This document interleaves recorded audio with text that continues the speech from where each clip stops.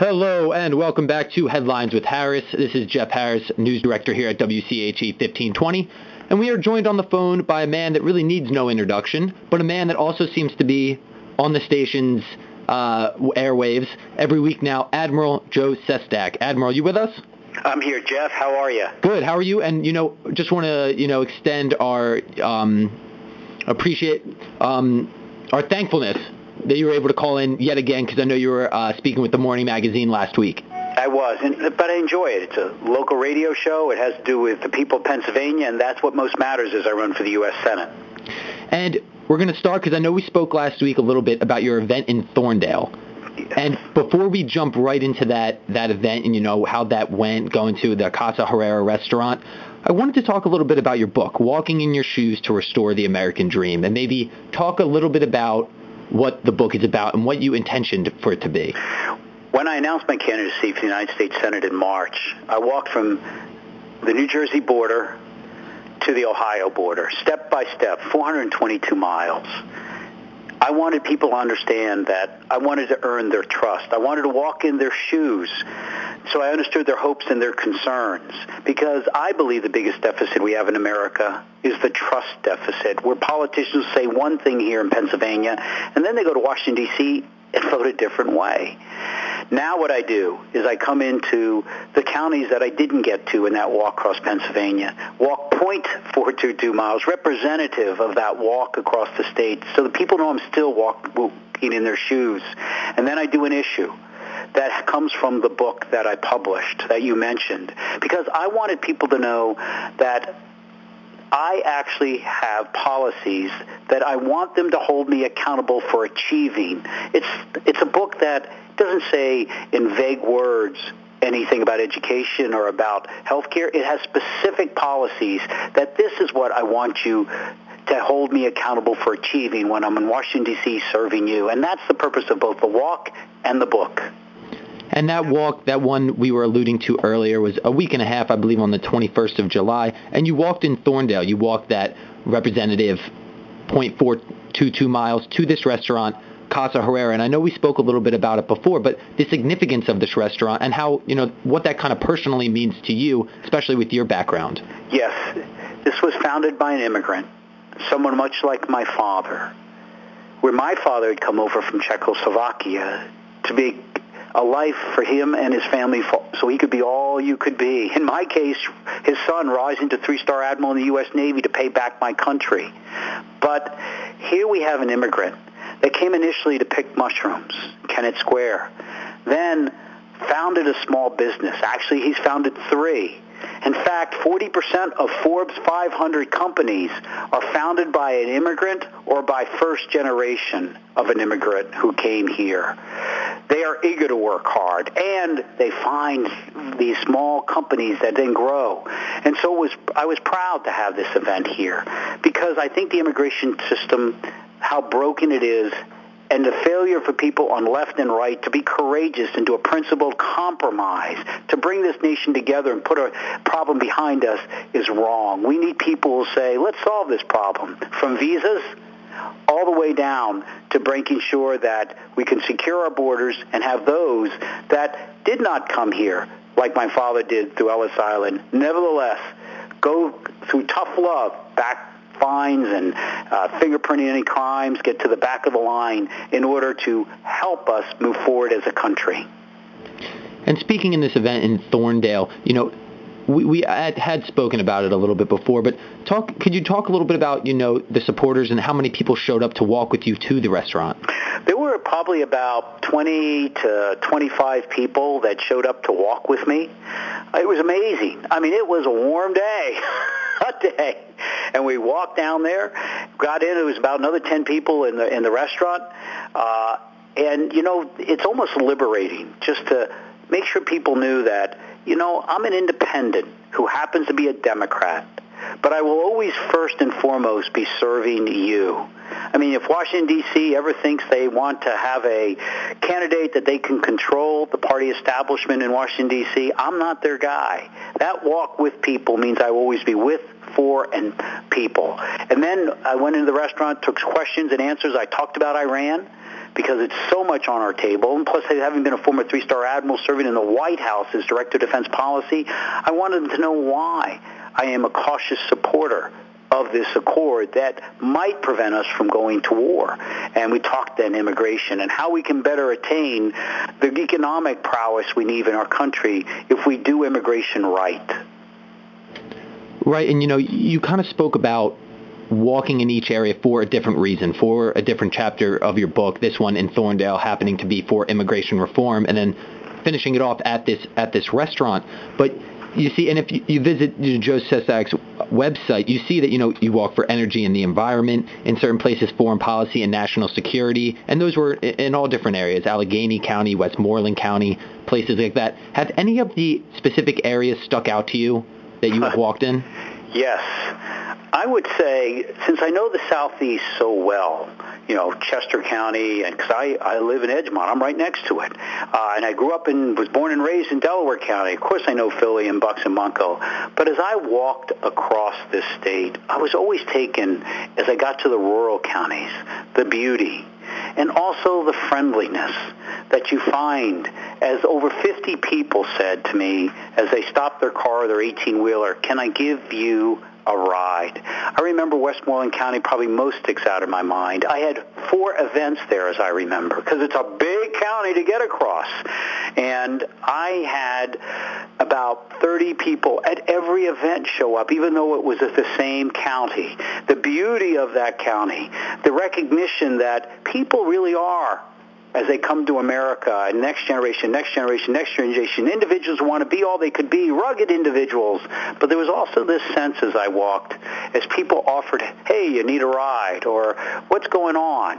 that we're all in this together. And for whatever reason, Westmoreland kind of stood out in my mind a lot about that. I love this area where I grew up. I went off to the Navy during the Vietnam era, and thought I'd only do 5 or 6 years, but I always kept my voting here. Ended up doing 31. This is my favorite part, but I love the rest of the state for its beauty and its people.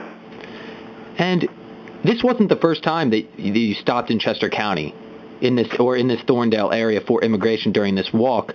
Or is that right? That is correct. You stopped here back in March to discuss 2 different issues.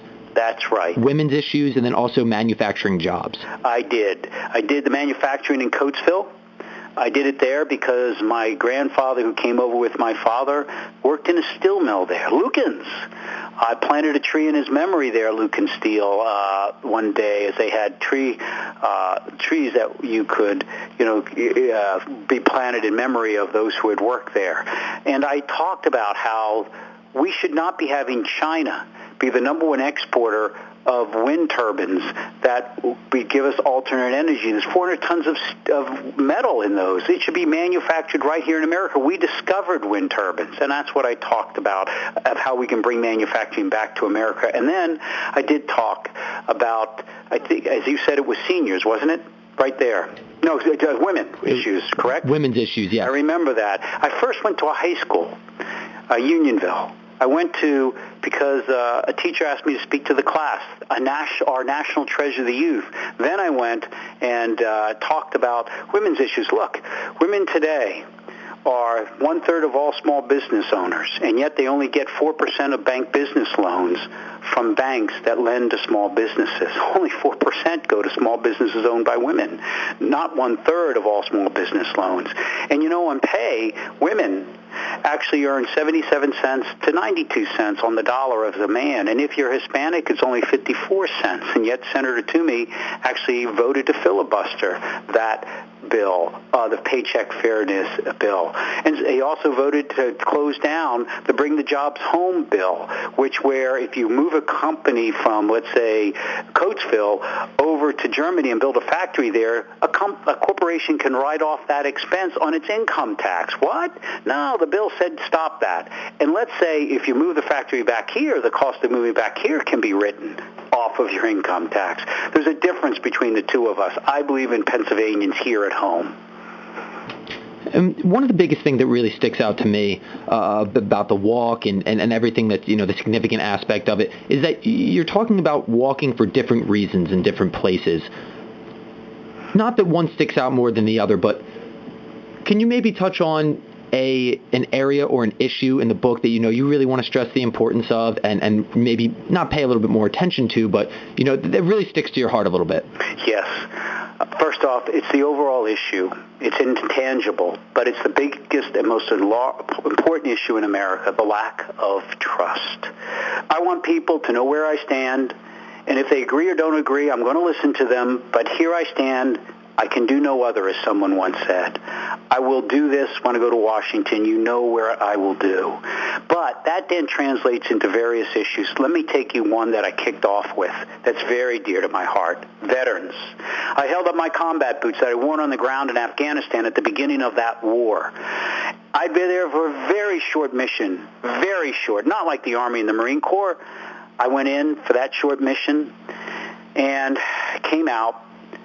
And I held up those combat boots and said, I'm going to walk in the shoes of my fellow vets today. They're double the citizen, having served our country and come home. I want people to remember that we are underserving our veterans even today, with unemployment rates that were higher just even a few years ago, and homeless rates that were higher than non-veterans, just, statistically for those who had served and those who hadn't.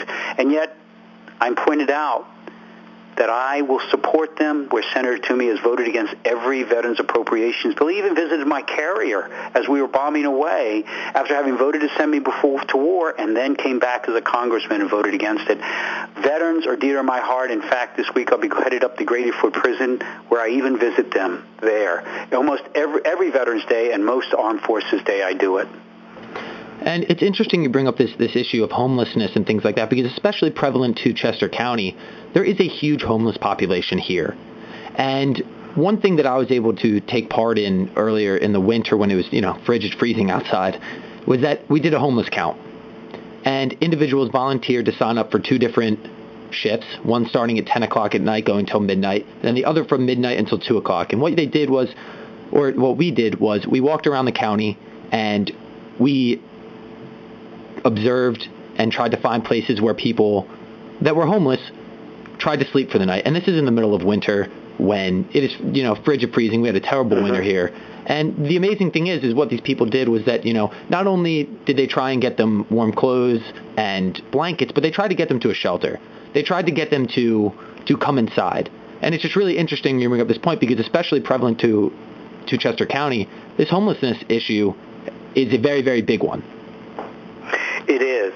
In fact, when I became a congressman, there was a study done that showed that Chester County, even though it had the highest, at the time, median level of income of all the counties of Pennsylvania, it had the highest growth in poverty. And many of them were homeless. That is why, in particular with the vets, I helped, when I got to Congress, get 20,000 vouchers for veterans to come in. And we try to have programs like they do in Phoenixville, where we don't do a drug test or an alcohol test that you've got to pass before you come into housing. We say, look, get them in housing, and then we'll work with the vets once they're there in a secure home, to an apartment, to actually get them the right treatment they need. It's a more comprehensive approach. It's why we worked hard to get the HUD agency to give even more housing in there. It so disappoints me to see Senator Toomey vote against each of the programs I mentioned. Look, we have to help the homeless, and we have helped in vets. They've gone from 1 in every 4 homeless as a vet to we're down to 1 in every 5. And we believe in the next 3 to 5 years we might be able to even have it be near zero. And again, we are speaking with Admiral Joe Sestak about his book, Walking in Your Shoes to Restore the American Dream, as well as other issues that are being tackled in this book. So while we still have you for a few more minutes, Admiral, I was wondering, because it seems like I'm getting press releases every day about events that are going on with your campaign and things like that. Can you touch on some of the upcoming ones? Yes. Tomorrow, I will be in downtown Philadelphia making a speech on Iran. I am going to be doing it in order to lay out for everyone that, look, my experience in the Persian Gulf, a number of times, in command of a carrier battle group, striking Afghanistan and Iraq, being there with the Persians, where the Iranians are, serving as Director of Defense Policy in the White House, serving on the Joint Staff, that there is a way to approach the world where the military option is always there. It's on the back of the table, not the front of the table. And if we have to use this option against Iran, we will. But let's see if we can't get rid of their nuclear capability in a peaceful way under this Iranian accord. Second, I will leave and go to Pittsburgh this weekend. I'll stop in Johnstown on Saturday. I'll do an event. Actually, I think it's I'll tune a little south of it, a small little town. I'll do an interview there. Again, the people want to talk to me about Iran because, frankly, we don't have very many senators, definitely not in the Democratic Party, who can speak on the issue of security from experience in the military of Heft. And the other side really on is John McCain. And though I want to be able to work with John McCain, but I want to be able to stand there and say why this is different of how we approach it from my experience. I'm going to go to Pittsburgh. I'll be doing an event on education there where I was teaching. I taught here at Cheney University, but I also taught out west after the last election in 2010 at Carnegie Mellon. And I'll be doing an event there and meeting with several people out there. And then I'll transit on home. And then I'll go to a number of municipalities to talk on Monday, Tuesday, and continue throughout the week. Look, it is about talking with people, walking in their shoes. And that, to me, is what is most important. And never forget that you're accountable for not just what you say, but when accomplishing what you said in deeds, not just words. And one last thing before we let you go, Admiral, would be give me one memorable or the most memorable thing from your 422-mile walk over Pennsylvania. I'm sure there was a lot, but maybe one or two things that really stuck out. Yes, I will. I remember walking through Palmyra, as I remember. Small town, was passing a car dealership, and all of a sudden this man came out, and he saw me, I think, in my bombardier jacket, my flight jacket. That's why he recognized me. He said, "Hey, Admiral Sestak, I'm a Republican, but I love what you're doing." My district was the majority Republican and the minority Democrat when I was congressman. I told everybody I'm independent, who happens to be a Democrat, but I serve everyone, independent, Democrat, and Republican. Second, I'll never forget of those 50 people who offered me a ride crossing a mountain one night. I didn't get done until 3 a.m. And then the next day, as I began going up early, about 6 a.m., I got up early to start again. This young woman was driving down the mountain, and she stopped. She said, "Hey, can I help you and give you a ride?" I'll never forget that one either. I love the people of Pennsylvania. It's like when I was an admiral on a ship. After the last planes came home from Iraq or Afghanistan, I went down 2, 3 o'clock in the morning and sat on the mess decks because it's a small city. 1/3 of the crew is always up. And I'd sit on the mess decks. The troops were home. I just wanted to sit down and relax that they were home from fights and talk with the troops. Just talk with the sailors. Listen to them. They didn't always want to agree. They just wanted to know, are you listening to us? And then go back to my duties and accomplish what we had to on our mission. And that's how I want to be as United States Senator for this great state, this great Commonwealth of Pennsylvania. Admiral, we really do appreciate you coming on the air yet again this week to talk about your book, to talk about everything going on, the event in Thorndale. And we just wanted to express our gratitude. Thank you again for coming on and for sharing all these thoughts with us. Thanks for having me, Jeff, and have a great day. You too. Thanks. Bye-bye. Again, that was Admiral Joe Sestak, and again, we want to thank both the Admiral and Westchester Mayor, Carolyn Committa, for coming on Headlines with Harris. Coming up, don't get it twisted, but stay right here, WCHE 1520.